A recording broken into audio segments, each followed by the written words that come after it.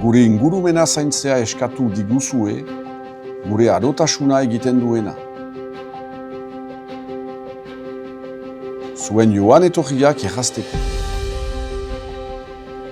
Zuen familiak eta seme alabak hemen, zuen etxean bizi ahal izateko.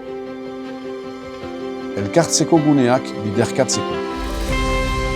Gure auzoen arteko loturak indartzeko. Egunerokoan, zuen lasaitasuna eta segurtasuna bermatzeko lasai bizi ahal izateko.